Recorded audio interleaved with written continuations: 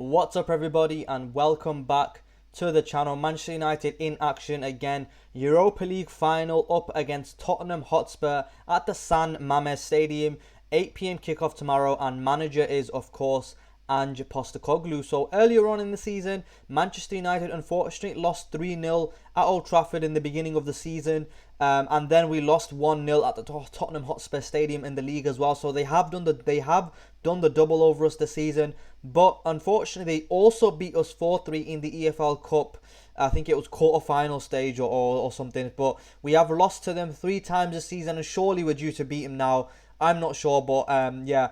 In terms of some insights for the match, let's get into some insights for the match right now. So the 2024-25 UEFA Europa League Final will be the 6th all-English major European competition final and the third of those to involve Tottenham Hotspur after the 1971-72 UEFA Cup Final and the 2018-19 UEFA Champions League Final, which they lost 2-0 to Liverpool, and they lost the UEFA Cup Final 3-2 on aggregate to Wolves. This will be the 4th UEFA Europa League Final to be contested between two sides from the same nation after 2011 Porto Sporting, which Porto won 1-0, and 2012 Athletic Madrid versus Athletic Club, which Athletic Madrid won 3-0, and 2019 Chelsea versus Arsenal, where Chelsea won 4-1. Tottenham Hotspur and Manchester United's only previous meeting in major European competition came in the 1963-64 Cup Winners' Cup last 16, with the Red Devils progressing 4-3 on aggregate over 2 legs under Matt Busby. And Tottenham Hotspur have won all 3 of their meetings with Manchester United in all competitions so far this season, twice in the Premier League, 3-0 away and 1-0 at home, and once in the League Cup 4-3 at home. The only opponent Spurs have ever won 4 games against in a single campaign were Manchester City in 1992-93, while the only side to beat the Red Devils 4 times in a single season were Everton in 1985-86. And Manchester United are winless in their last 6 meetings with Tottenham Hotspur in all competitions, drawing 2 and losing 4, losing their last 3 in a row. The Red Devils have never gone 7 without a win against Spurs before, and have never lost 4 successive matches against them either. So it's, in terms of stats, it's looking a little bit 50-50 for Man United there, whereas they've never lost to Spurs in 4 consecutive matches. But we are winless against Spurs in our last 6 meetings against them. But yeah, in terms of Spurs' route to the final, Spurs actually finished 4th in the Europa League phase with 17 points from 8 games. They finished 1 point behind Manchester United. The Spurs had a record of 5 wins, 2 draws and 1 loss in the 8 games played.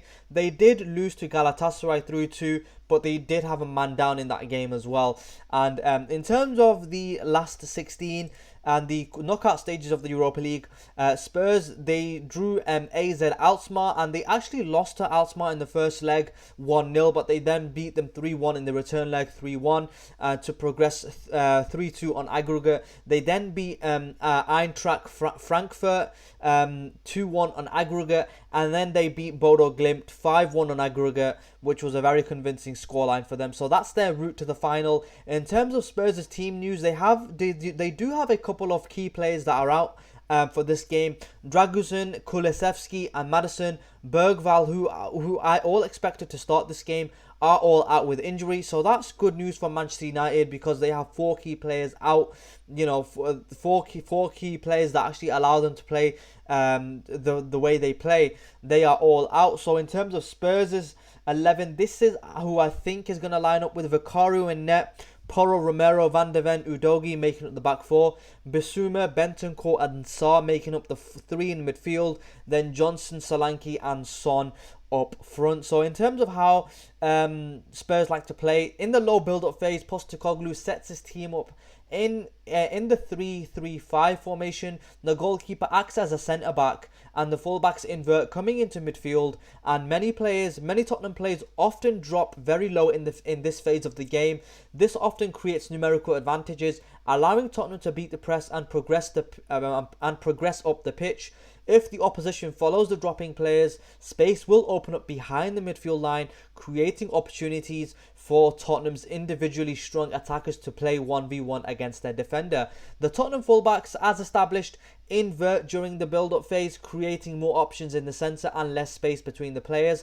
Postecoglou likes this because he prioritises playing through the middle. He needs one player high and wide to pull apart the back line, while the rest create numerical advantages in the midfield areas. This builds good conditions in defensive transitions, allowing more players to press when they lose the ball. Postecoglou Spurs, they set up in a 2-3-5 formation in the same as the low build-up phase, without the goalkeeper playing between the centre-backs. This is in the high build-up phase. They sometimes even rotate to a 1-2-2-3 formation, pushing more players between the lines. Postecoglou mainly carries out this tactical detail when the opposition drops with many players very low.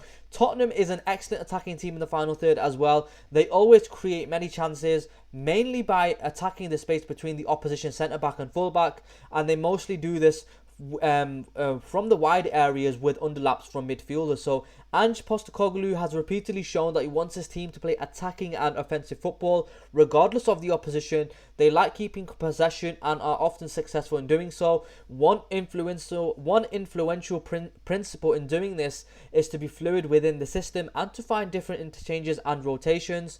Their most frequent rotation is when the players in the half space switch places to pull the defenders away and create more space and confusion. This often frees up the space for the number 6, allowing him to take the ball forward with time as well. So in terms of the final third, they often like to utilize overlaps. So this involves wide players, usually fullbacks, making forward runs to get around their winger, providing an extra attacking option on the flanks. By doing so, they create 2v1 situations with the winger against the fullback, which could be used to beat the fullback and create crossing opportunities. Underlaps as well. When the winger receives the ball out wide, he will attract the opposition fullback. This opens up space between the fullback and centre-back, which allows their number 8 to make the underlapping run into this space. The ball can be played to the underlapping player, who can cross the ball into the box or attack his defender in a 1v1 situation as well. So in terms of plays in the box, Tottenham Hotspur, they like to deploy many players in the box as well. The midfielders and wingers always look to make runs into the box when the ball is in the final third, often getting 4 or 5 players into these areas to create overloads. The numerical advantages in the box increase the chances of connecting with the cross as more players present multiple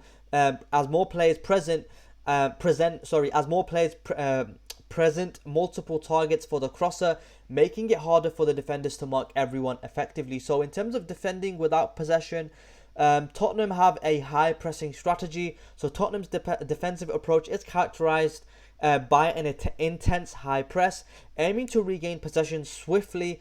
They lead the Premier League in pressures applied in the final third and have the lowest PPDA, which is passes per defensive action, at 9.4, indicating a proactive defensive stance. Pressing structure, the team often defends in a 4-4-2 or a 4-2-3-1 shape, with the attacking midfielder stepping up alongside the striker to press the opposition's backline. Wingers tuck in to cover central areas, while fullbacks and midfielders aggressively close down passing lanes, forcing opponents wide and into traps. And despite the aggressive press, Spurs have struggled defensively, conceding numerous goals due to the high line, leaving space in behind. The team's vulnerability to quick transitions and set pieces has been a recurring issue, with opponents exploiting these weaknesses effectively. So in terms of Spurs' star man, I'm going to have to say is Dominic Solanke. He's got 8 goals and 3 assists in the Premier League so far, and 5 goals and 4 assists in the Europa League. He's very dangerous in and around the box, and he has scored in his last 3 Europa League games. So he's one that we have to look out for, of course, if we are to keep Tottenham at bay. So in terms of Manchester United, we are coming away with a loss against Chelsea, 1-0. It was a poor performance. We probably did deserve to lose the game, but we weren't good enough, nowhere near good enough going forward. But yeah, in terms of injuries for Manchester United, Dalot, Martinez, Xerxes and Collier are out. De Ligt is also out, so he's not going to make the final, unfortunately. However, I am hoping Lenny Yoro does come back to make the final. So this is my Manchester United 11 that I've gone with. Onan Renette, of course, Yoro, Maguire and Shaw making up the back three. Mazraoui, Casemiro, Ugarte and Dogu making up the four in midfield. Ahmad and Fernandes in the inside 10 positions, and then Højlund up front. So in terms of Manchester United star man, of course I'm going to say it's Bruno Fernandes. He creates the most chances for us. We rely on him the most. He's got our most goals and assists so far this season. So, you know, he is our star man. Of course, an honourable mention does go to Ahmad. Hopefully Ahmad does turn up tomorrow as well. And if he turns up, if Ahmad and Bruno turn up tomorrow, then I think Spurs are going to have a tough day. But yeah, hopefully they do turn up and they get on the score sheet as well. So how do you beat Spurs? Number one, exploit Spurs' defensive vulnerabilities. Tottenham's aggressive, high-pressing style under Ange Postecoglou often leaves them susceptible to quick counterattacks. Manchester United should leverage this by quick transition, utilise the pace of Amad Diallo and the creativity of Bruno Fernandes to launch swift counterattacks, targeting the flanks, exploit the spaces left by Spurs' advancing fullbacks, particularly on the wings, to create scoring opportunities. Spurs are going to push their fullbacks further forward, which is going to leave space in behind for the likes of Ahmad and Bruno Fernandes to run into, which we could utilise tomorrow. Hopefully Spurs leave a lot of space in behind for us to utilise. And number two, neutralise Tottenham's midfield control. With Tottenham missing key midfielders like James Maddison and Dejan Kulusevski due to injuries, United can capitalise by midfield dominance, deploying Casemiro and Ugarte to control the midfield, disrupt Spurs' build-up play and provide a platform for United's attacks, pressing high as well, applying pressure on Spurs' midfield to force errors and regain possession in advanced areas. Also, number three, maximize Bruno Fernandes' influence. Allowing Fernandes a free role can be pivotal. Creates a creative freedom as well. Positioning Fernandes behind the striker, free from strict defensive duties, enables him to exploit spaces and deliver key passes. Link up play, facilitating combinations with forwards like Rasmus Højlund to break down Spurs' defence. Number four, solidify defensive structure.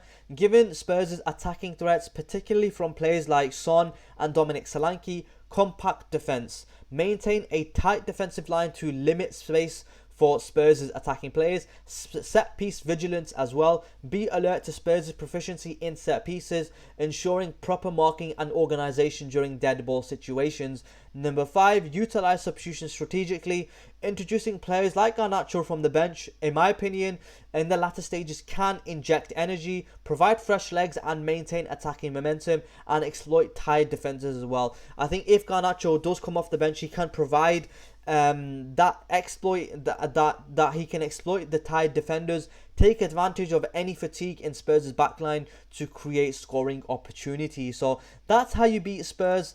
In my opinion, I think it's going to be a tough game tomorrow. I'm not sure if Man United are going to be able to win. But before we do that, let's just take a quick look at the route that each side took to get to the Europa League Final. And we'll do that just now. I want to pull it up on the screen for you. So, so this is the route that Tottenham took. Tottenham, of course, they finished fourth, I think, in the in the league phase. So they were drawn up against AZ Alkmaar. So they did lose to AZ Alkmaar away from home, and then they beat them at home to progress 3-2. Manchester United, of course, are unbeaten in the Europa League this season, so that's good news for us. Tottenham then had to beat Frankfurt. They drew at home with Frankfurt 1-1, and then they beat them away from home 1-0. And finally, Bodo Glimt, they beat them very convincingly over two legs, 3-1 at home and then 2-0 away from home as well. Manchester United, on the other hand, we had to get past Real Sociedad. We beat them 5-2 on aggregate. Then we beat Olympique Lyon 7-6 on aggregate. If you can remember that memorable night at Old Trafford, 5-4 win for Manchester United at Old Trafford, which was a mad game. What an absolutely mad game that was. And then finally, more comfortable 7-1 victory on aggregate over Athletic Club. And then now Manchester United are up against Tottenham in the Europa League Final. So how do I think the game's going to go? I think it's going to be a tough game for Manchester United. Even though we are unbeaten in the Europa League, I think Tottenham are a very, very dangerous side. And they have beaten us 3 times already this season. They've beaten us twice in the league. They've beaten us. Once in the League Cup as well. So you know, I think it's going to be a tough game tomorrow. I'm not sure if we are going to be coming away with the win. So it is difficult for me right now to predict a win. So you know what? Just to save the just to do a little bit of, just to save the kind of my disappointment, just in case, I am going to predict a Tottenham win. I think Tottenham are going to win 1-0, but hopefully I'm proven wrong, and hopefully Manchester United do come away with the win. It's going to be really important for us to come away with the win tomorrow. Not only do we get a trophy, but of course Champions League qualification, and of course the prize money that is going to be in the Champions League next season. Financially, it will help us out a lot if we do come away with the win. Hopefully we do win. Hopefully I'm proven wrong, and hopefully we can come away with the Europa League trophy tomorrow and securing Champions League qualification. It's 16th versus 17th in the Premier League for Champions League qualification. Anyway, if you enjoyed this video, leave a like, subscribe to my channel for more, and I'll catch you after the match.